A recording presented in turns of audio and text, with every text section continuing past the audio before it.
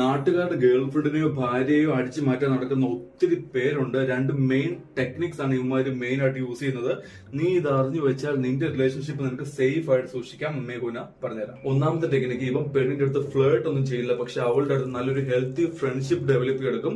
അവൾക്ക് എന്തും പറയാൻ പറ്റുന്ന ഒരു സ്പേസ് അവനോട് ക്രിയേറ്റ് ചെയ്യും. എന്നിട്ട് പയ്യെ അവളുടെ പാർട്ട്ണറെ പറ്റി അവൻ ചോദിച്ച് മനസ്സിലാക്കും, പ്രത്യേകിച്ച് അവന്റെ നെഗറ്റീവ് സൈഡ്സ്. ഒരു എക്സാമ്പിൾ പറഞ്ഞാൽ, പെണ്ണ് അവന്റെ അടുത്ത് പറയുകയാണ് അവൾക്ക് ഹെൽത്ത് ഇഷ്യൂസ് ഉള്ളപ്പോൾ അവളുടെ പാർട്ട്ണർ അവൾക്ക് ഒട്ടും ഇമോഷണലി അവൈലബിൾ അല്ല, അവൾക്ക് ടൈം തരില്ല, അവളെ കേൾക്കില്ല എന്നൊക്കെ ഇവൻ അത് കറക്റ്റ് ആയിട്ട് നോട്ട് ചെയ്ത് വെക്കും. എന്നിട്ട് അവൾക്ക് ഇമോഷണൽ സപ്പോർട്ട് അവൾക്ക് ആവശ്യമുള്ളപ്പോൾ കൊടുത്തു തുടങ്ങും.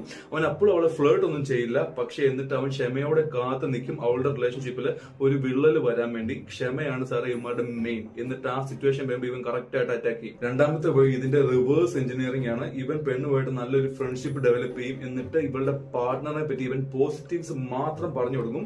അവനെ കിട്ടിയത് ഇവളുടെ ഭാഗ്യമാണ് എന്നൊരു ലൈൻ. ഇങ്ങനെ സ്ഥിരമായിട്ട് കേട്ട് കഴിയുമ്പോഴത്തേക്കും ബോയ് ഫ്രണ്ടിനെ വെച്ച് നോക്കുമ്പോൾ ഇവൾക്കൊരു വിലയില്ല, വർത്ത്ലെസ് ആണ് എന്നൊരു ഫീലിംഗ് അവൾക്ക് വരും. അങ്ങനെ അവൻ പറയുന്ന അത്രയും കിടിലൊന്നും അല്ല ഈ ബോയ് ഫ്രണ്ട്. അവനും നെഗറ്റീവ്സ് ഒക്കെ ഉണ്ടെന്നുള്ള കാര്യം നോട്ട് ചെയ്യും. ആ നെഗറ്റീവ്സ് ഈ വ്യാളിയുടെ അടുത്ത് പറയുകയും ചെയ്യും. അവൻ നോക്കിക്കൊണ്ടിരുന്ന കച്ചിത്തരുമ്പോൾ അതാണ് അതേ പിടിച്ചു കയറി അറ്റാക്ക് ചെയ്യും. പെണ്ണ് ഇമോഷണലി ആണ് ചീറ്റ് ചെയ്യപ്പെടുന്നത്. അവർ ഇമോഷൻസിൽ നിന്ന് ഫിസിക്കലിലോട്ട് പോകും, ആണ് ഫിസിക്കലിൽ നിന്ന് ഇമോഷൻസിലോട്ട് പോകും. പെണ്ണിന് ഇമോഷണൽ സപ്പോർട്ട് ഓക്സിജൻ പോലെ അത്യാവശ്യമാണ്. സോ ഇമോഷണലി അൺഅവൈലബിൾ ആയിട്ടിരുന്ന് അവളെ കേൾക്കാനുള്ള ഇൻട്രസ്റ്റ് കാണിക്കാതിരുന്നാൽ ലോകം വളരെ മോശമാണ്. എന്ത് സംഭവിക്കാം. ഇനി നിന്റെ ലൈഫിൽ ഇതുപോലെ എന്തെങ്കിലും ഇഷ്യൂസ് ഫേസ് ചെയ്യുന്നുണ്ടെങ്കിൽ ഒരു റിലേഷൻഷിപ്പ് കോച്ചുമായി ഡിസ്കസ് ചെയ്യാം. ബയോ ലിങ്ക് ക്ലിക്ക് ചെയ്യാം, നമുക്ക് ശരിയാക്കാം.